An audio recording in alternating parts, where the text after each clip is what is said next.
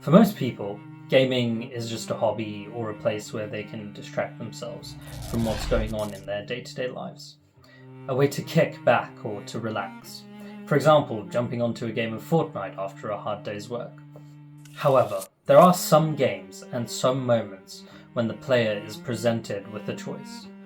Normally, these choices are presented in a very black or white manner. When we have to decide our own endings in gaming, there's almost always a right choice. But what happens when the choice is not so obvious? This was my experience from the first playthrough of Expedition 33. I will not talk about most of the beginning of the game, as other people have made plenty of videos on that, and this is also not a review of the game, but rather a critique of its incredible ending and how it made me feel. Part 1. Expedition 33. Fight as Verso or Maelle. Which is the right option?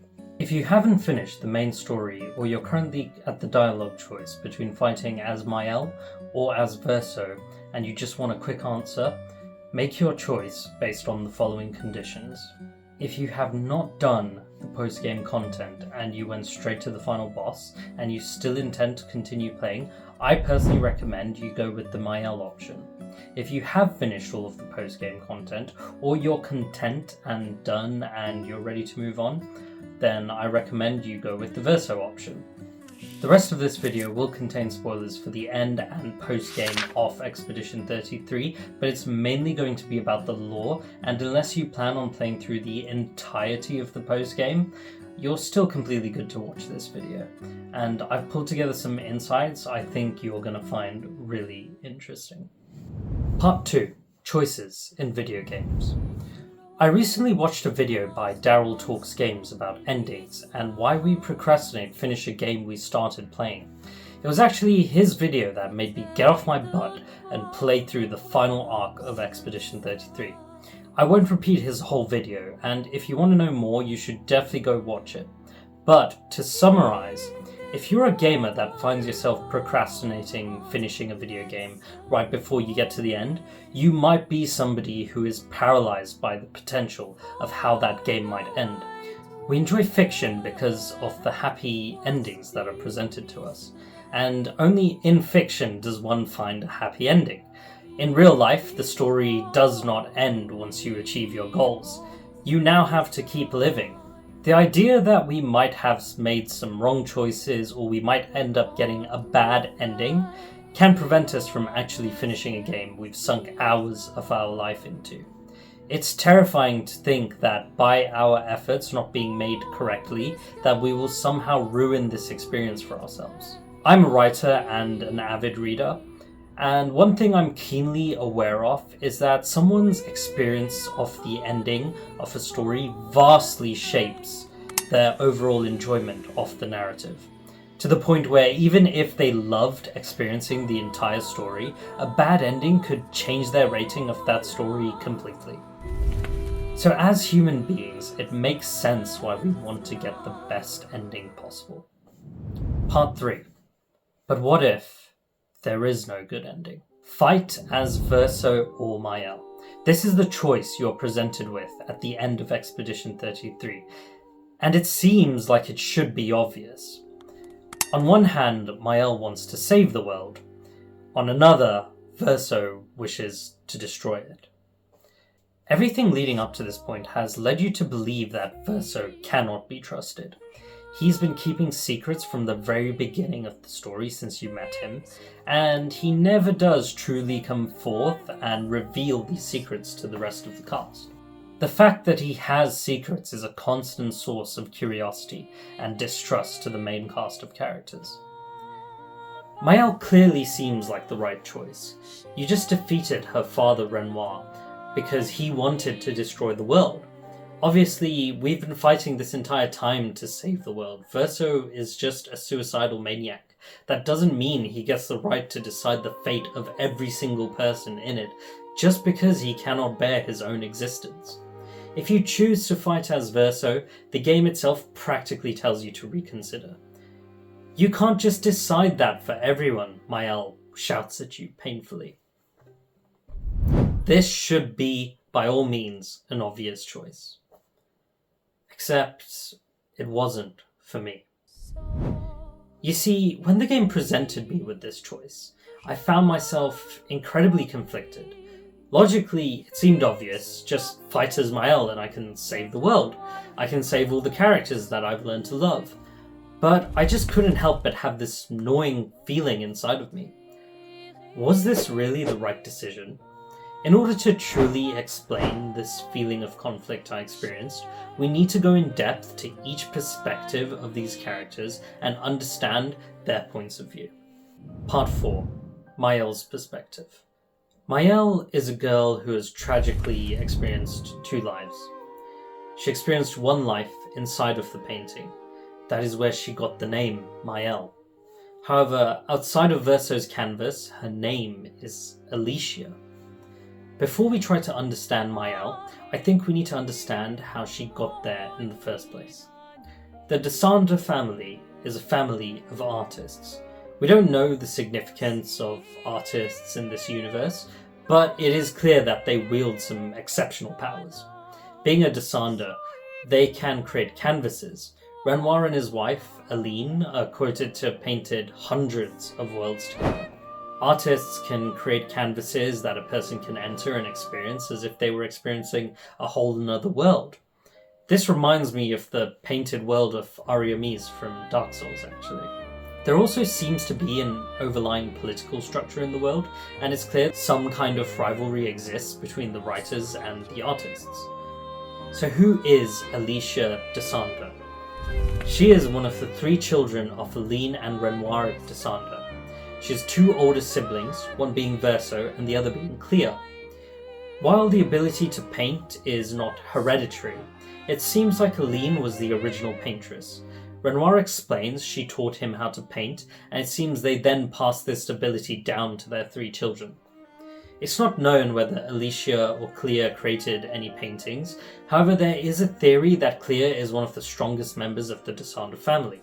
There's a secret boss at the post-game of Expedition 33, and we find out that Clea actually painted over Aline's canvas of herself. Both Aline and Alicia seem to have a strong relationship with Verso. Unfortunately, this makes it even more tragic when Maelle falls prey to the writers, and Verso ends up sacrificing himself to save her. From the small glimpse that we get between Clea and Alicia's relationship, you're given a very strong feeling that they don't get along. It's hard to say if this was the case before Alicia was burnt.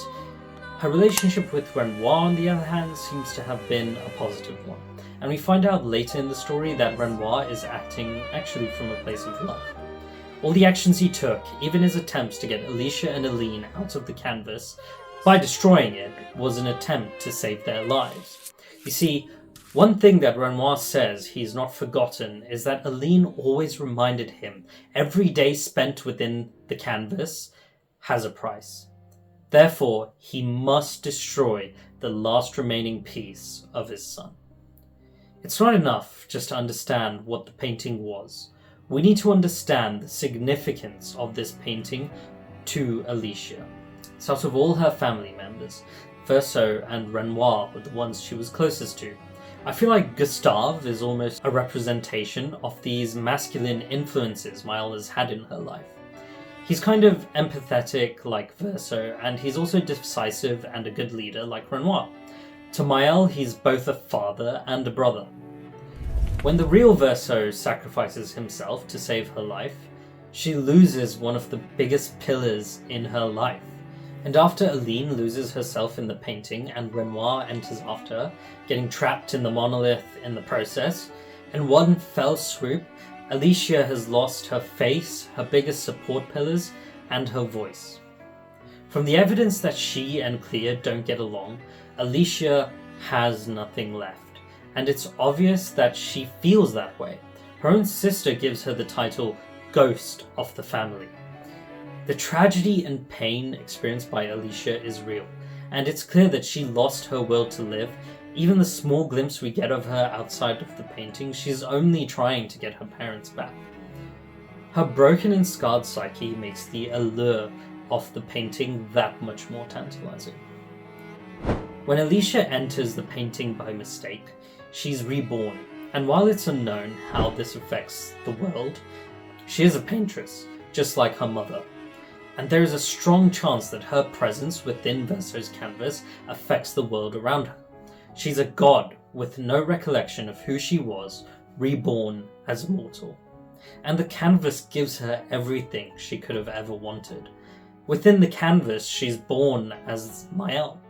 Here in Lumiere, she has no parents, but what she does have is a voice, a face, a brother, and friends. It's unknown how much of this resulted from her hidden ability as a paintress or just pure luck, but she gets to live her life anew. Gustave fills the role of her brother and father, Ciel is reminiscent of a kind and motherly figure, and Lune seems representative of her sister. The fragments who Alicia was before she entered the painting have almost shaped the people around her, maybe even created them. And she knows herself to be Maelle when she is inside the painting. I want to make it clear that this is not as simple as her going into the painting and then living a new life with her old memories still intact. She ends up becoming a completely different person, and eventually when she does reawaken her old memories, it's like whiplash. Everything she thought was real, everything and everyone she had grown to love, all she had experienced in this life had been an illusion. And what was outside of that illusion? The answer is pain. Alicia is a different person. Maelle is a different person. And suddenly Maelle has to reconcile the memories of being Alicia with herself. I think from the way she feels, even if she knows that everything inside the canvas is an illusion, she just can't bring herself to go back. After all, she had nothing to live for. Even when she was Alicia. That's one thing I want to make clear. The knowledge of her past could not have in any way convinced Maelle to step outside of the canvas. If anything, it would only drive her to want to stay there for longer, even at the cost of her own life. And that's exactly what she intends to do. When she fights back against Renoir, the expeditioners eventually defeat him. Her words are as follows: "Destroying the canvas won't bring any of us back. It'll just destroy what little joy we have left. I'm not leaving you forever, just a little longer." Renoir accepts her sentiments, though he seems doubtful, and with one last instruction to hold on to each other, he leaves Alicia in the painting and ceases his destruction. Maelle's next goal is quite straightforward. Use her powers as a paintress to bring everyone back, save the world, repair all the destruction, and bring the dead back from the Gamage. That gives us the happy ending that we were expecting. Except there is one problem. Maelle has been hiding the truth. Part 5. The Little Boy. Throughout Expedition 33, you'll come across a fading young boy. There are several faded characters you see throughout the game, and you can interact with them and get various dialogue choices if you choose to speak to them.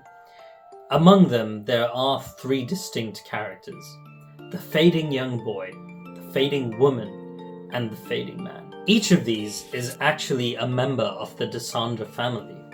The fading woman is Clea, the fading man is Renoir, and the fading young boy is Verso.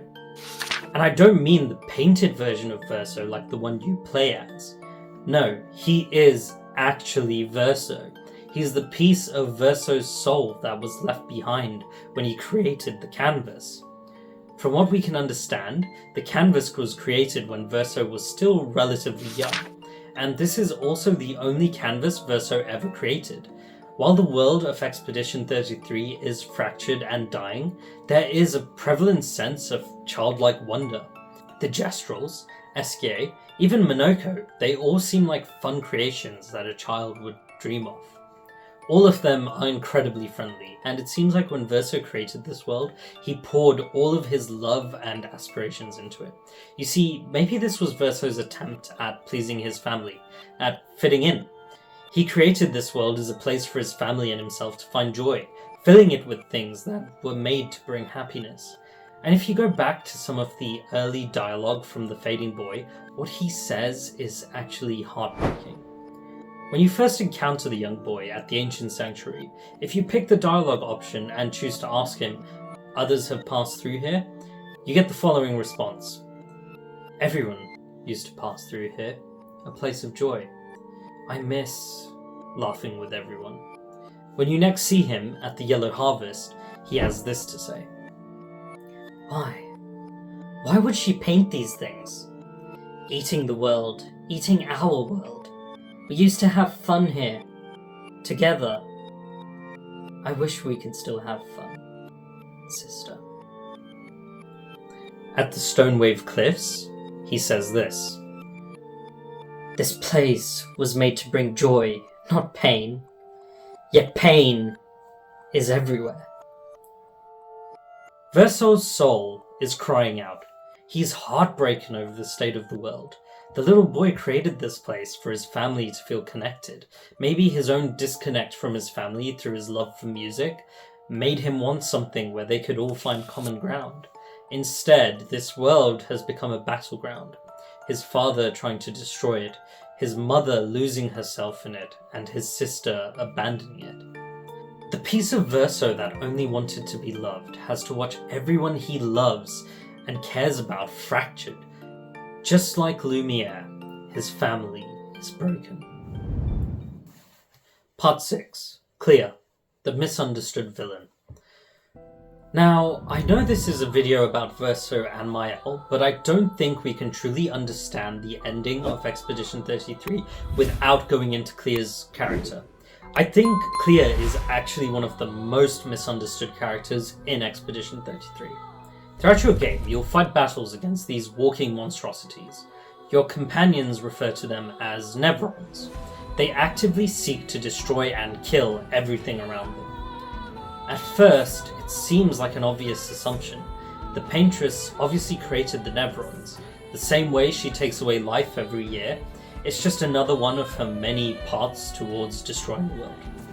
However, at this point, obviously, we know Aline was not trying to destroy the world.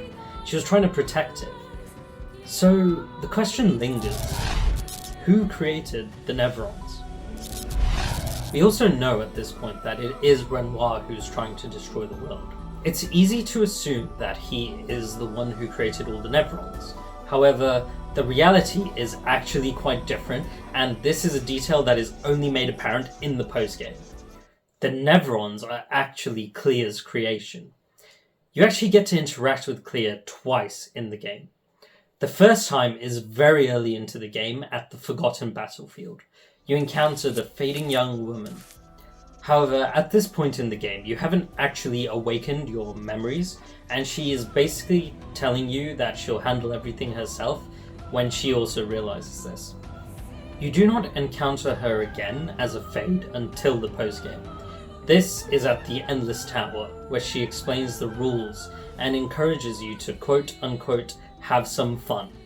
If you beat the Endless Tower, you are then given this dialogue. Not bad. I'm impressed. Did you have fun?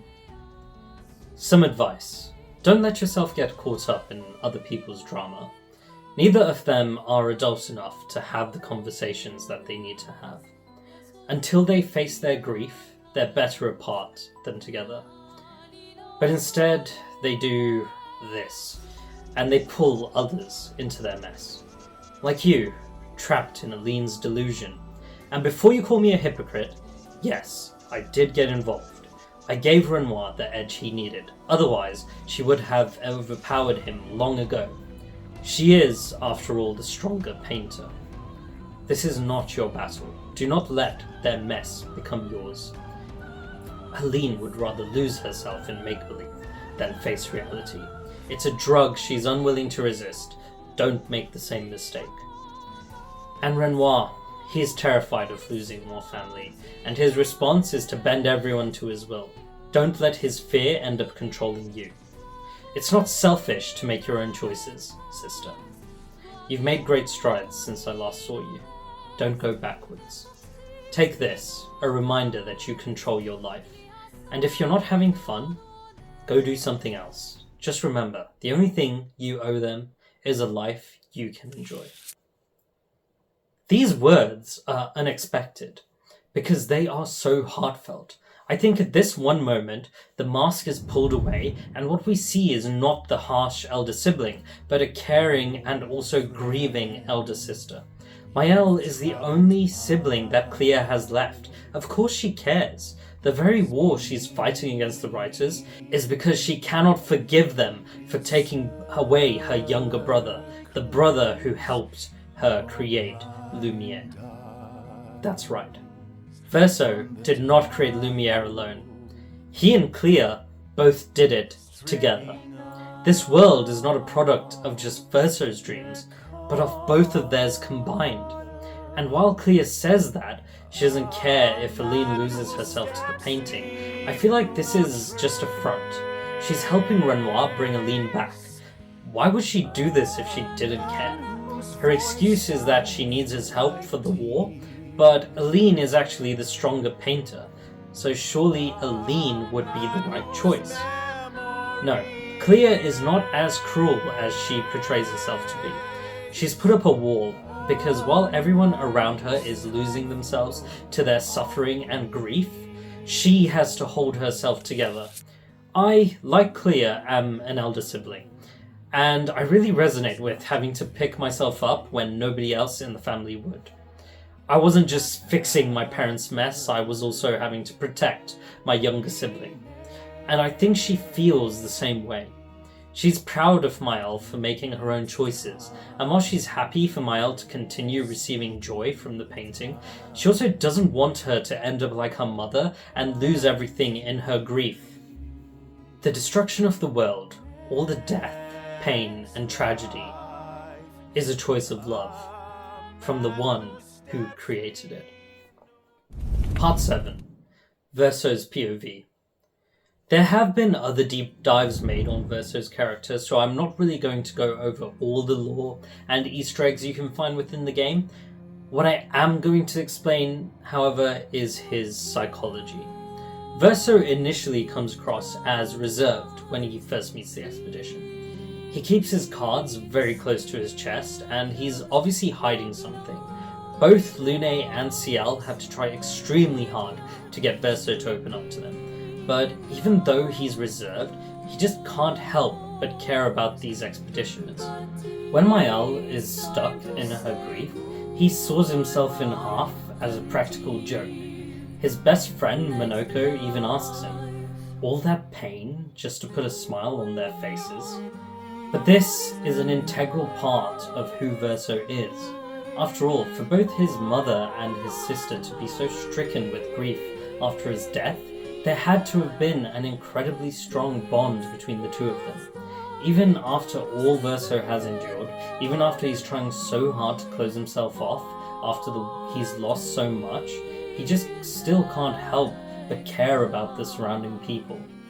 Even though, in the choice he's about to make, he's condemning all of them to death. I want to first talk about the real Verso. Not the one we see and play as, but the one who created the canvas. Verso was born into a family of painters, but you could call him the black sheep of the family. He was never interested in painting well, maybe only for a time. He created this one canvas, after all, but his genuine passion lay in music. Verso wanted to be a musician, making him different from the rest of his family. This difference absolutely would have created some kind of alienation between himself and his parents. I think that the distance between him and his family might have exacerbated some of these feelings between them. They may have had regrets, things that would never be taken back, and now that Verso is gone, there is no changing it. We talked earlier about the Fade, the young boy, the thoughts and feelings of the original Verso. But there is another Verso, that is, you, the player. When you enter the camp in Expedition 33, the player is only given control of Verso, or Gustave at the beginning of the game. So, who is this other Verso? He's a painting, a doppelganger created by Verso's mother in her grief. She repainted her family. She made Renoir, cruel and unfeeling, she made her daughter broken and burnt, and her son she brought back from death. She gave the painted Verso the memories of the original, except she made it seem like the fire only took Maelle. He's also given immortality, along with the paintings of his father and sister. And so, Verso lives. By the time he meets the expeditioners, he's already over 67 years old. He accompanied the very first expedition. By the way, for those of you who don't know what happened to that first expedition, in the journal left by Verso, it's clarified that they grew suspicious of him. It seems like at the beginning he was genuinely trying to stop the Gamage. He was created by Aline, after all. He tried to redirect them to fight Renoir instead, but this made them suspicious and they began to think he was a traitor. Someone he clearly loved or cared about is the one who captured him. He gets abducted, interrogated. It leaves him with no choice but to fight back, and so he wiped out the first expedition. This is just a glimpse of what Verso has had to go through. While there are still remnants of his innocence and pure nature, which mostly comes out when he interacts with Minoko and Esquier, Verso has had to live through terrible things in his life, enough to where he stopped trying to help expeditions, and he feels like his life has nowhere to go. Remember, while he is just a doppelganger, he has every single memory that Verso had. He looks at Aline like he looks at his own mother, and what does he see? He sees her destroying herself just to hold on to the memory of him. When you fight Renoir, he shows a glimpse of the consequences of painting. You can see Verso's mother physically ill and coughing on the floor. These are just the immediate consequences of being in the painting for so long. If she continues expending herself in this way, she will die. What child would want that for their parent? Especially one who's already dead. It is heartbreaking when you think about it. When I think about mortality and just how I would feel when I die, obviously I know it sounds silly considering I'd be, dead, but I just think that I want the surrounding people, the people who I love, to, obviously I want them to mourn, but I want them to be happy. I don't want to see them fall into a depression. I want them to move on. I want them to celebrate the life I had, cherish the memories we made, and go on to make more memories. I want them to keep living. I think most people do feel the same. Verso wants his family to move on. Maelle lied to Renoir, and this is quickly unveiled when Verso points it out. She has no intention of leaving the painting. All she wishes to do is stay there with her voice and friends and live the rest of her life inside of the canvas. Again, I want to make this clear. Verso loves Maelle. In his eyes, she is his sister. He already saw the consequences that being in the canvas had on his mother. What kind of elder brother would watch his sibling go down a path he just tried to prevent one of his other loved ones from going down? Verso knows that the canvas cannot remain. While it might bring some positive emotions to his family, knowing that a piece of him still exists is only preventing them from moving on. But it's also preventing him from moving on. His soul is still there, trapped, painting for eternity. The little boy, the one who created the canvas, cannot stop painting. This painting was made from a place of love. He only wishes his family joy. He cannot take away something that is giving them happiness. This was the part of Verso that wanted to make them happy. His very existence prevents his family from moving on. This gives incredible insights not just on the situation, but on how he feels as an individual. He doesn't want to live like this. He doesn't want to be the anchor that brings down his loved ones. If you choose Maelle's ending, she will defeat Verso and she will recreate the world, bring everyone back, stay there indefinitely. But in doing so, she's also trapping Verso in a life he does not wish to live, maybe even for all eternity. He says as much as he's defeated. There is no quote-unquote good ending to Expedition 33. However, if you choose Verso's ending, the boy stops painting. I want you to pay key attention to this. Verso does not hurt the boy. He does not forcibly stop him. He just asks him, "You must be tired of painting." The boy accepts Verso's hand. And I want you to think of it like this. Verso has all the real memories of the original Verso. This means there's probably nobody else in the world who understands truly how that little boy feels. He knows exactly how he felt when he created this painting. He understands the pain that boy is going through. He knows his soul cannot move on. And he loves his siblings and family just like the real one did. So don't you think he would make his choice not out of spite, but out of love? It's easy to just say that, well, Verso is selfish and he wants to destroy the world just because he doesn't want to live. But that's not the case. If you choose Verso's ending, he says goodbye to his best friends. Ciel accepts his choice with compassion. Lune, rightfully so, glares at him from a distance. Monoko and Esquier, they knew this was coming all along, and they supported him through it. But if you do choose his ending, the painting ends. He and the boy are set free. Maelle is removed from the painting. His mother can never return, neither can she, and the family has to move on. They have to process their grief. They have to pick the pieces back together. Just like in life, there is no good ending. There's only more life or death. Sure, you could pick Maelle's ending and still say, well, at least everyone's alive, and maybe at some point Verso will achieve death. Maybe Maelle will step out at some point, but this is just wishful thinking. This information is not made available to the player, and that is by intention. If you choose Maelle's ending, nobody can move on, and nobody does. If you choose Verso's ending, life will continue. And while we don't know if the characters' lives will get better or worse, at least they won't be stuck forever grieving their loss. Conclusion. Regardless of what ending you picked, you can go back and refight Renoir and pick a different choice. There is an alternative view to these endings, and I just want to lightly comment on it, and it's that the endings actually represent the player and their feelings. Maelle's ending represents the player who has not yet finished playing the game, the one who wishes to continue diving into this world further and keep playing. Just like Maelle, you want to stay just a little bit longer. Verso's ending is the player who has done everything they want to do, experienced everything they want to experience, and is ready to put down the game. Just like Verso, you are ready to stop painting. The truth of this is that both of these endings have left the Expedition 33 community divided on which one is better.